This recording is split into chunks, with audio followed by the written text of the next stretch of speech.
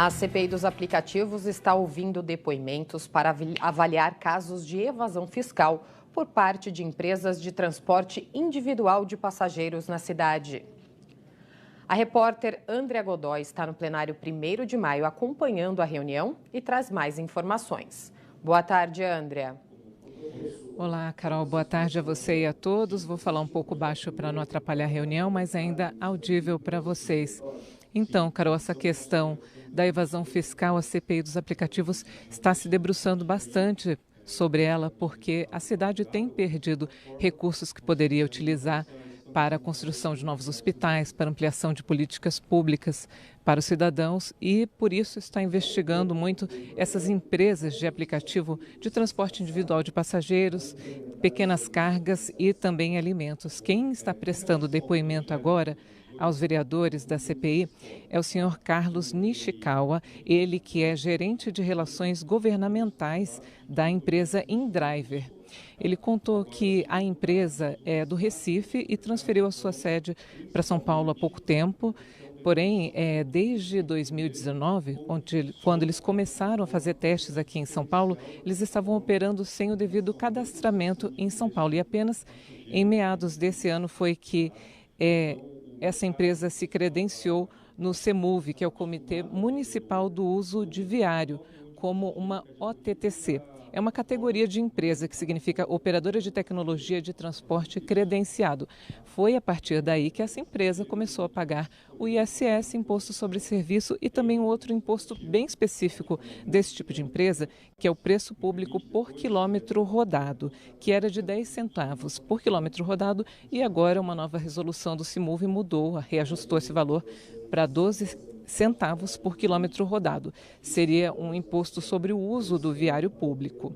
Bom, o preço público, Carol, por quilômetro rodado, ele é autodeclaratório e é por isso que os vereadores devem apontar, no relatório final da CPI, um grande problema, uma fragilidade de evasão fiscal nesse preço público ser autodeclaratório, porque a empresa declara o que ela bem entende declarar, E isso é uma fragilidade. A CPI dos aplicativos já obteve 2 grandes vitórias, para melhoria de arrecadação dos cofres do município, que foram acordos com empresas para o retorno de sede de empresas de transporte individual por aplicativo, transporte de passageiros para a capital, empresas que estavam com as suas sedes em Osasco para pagar ISS uma alíquota mais baixa, que foi um acordo feito entre a CPI, o prefeito Ricardo Nunes e os diretores dessa empresa com a 99 Táxi.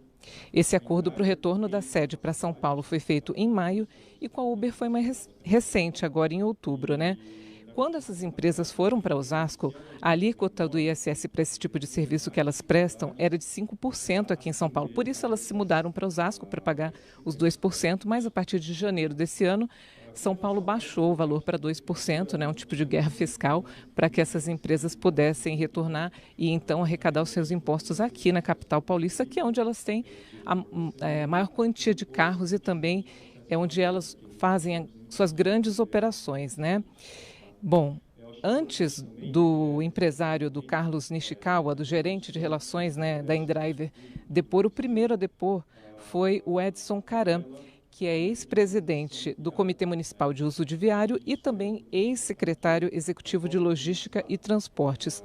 E os vereadores perguntaram para ele sobre a fiscalização dessas empresas de transporte individual de passageiros por aplicativo, como que é a fiscalização. Ele falou que é uma grande caixa preta, sempre houve muita dificuldade por parte da prefeitura de fiscalizar essas empresas porque elas não queriam informar quem estava dirigindo os carros, se tinha ficha criminal, não queriam informar quantos carros operavam aqui em São Paulo, quantos quilômetros rodados eles registravam. E um dos diretores da empresa, dessas empresas, virou e falou para ele numa reunião que elas não deveriam nenhuma informação para São Paulo, já que a sede delas ficava em Osasco. E quem ainda vai prestar depoimento hoje é a Thalita Cavallari, que é da Comissão de Proteção à Paisagem Urbana da Secretaria Municipal de Urbanismo e Licenciamento. Ela vai falar se a plotagem de carros, dessas operadoras, se essa plotagem segue a Lei Cidade Limpa. E a gente continua acompanhando aqui, Carol, depois vai ter uma reportagem para o próximo Jornal da Câmara, sobre uma reportagem completa, né? E também mais tarde no nosso portal de notícias também, o sãopaulo.sp.leg.br. Volto com você, Carol. Obrigada pelas informações, Andrea.